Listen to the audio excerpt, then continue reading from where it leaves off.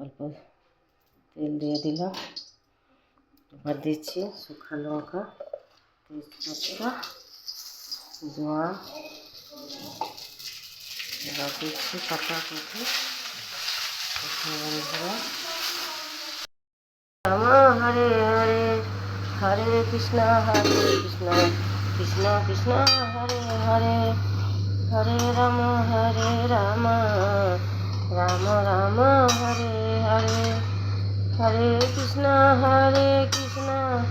কৃষ্ণ কৃষ্ণ হরে হরে, হরে রাম রাম রাম হরে হরে, হরে কৃষ্ণ নাম দিয়া কৃষ্ণ বলরা, রাখাল রাজা নাম।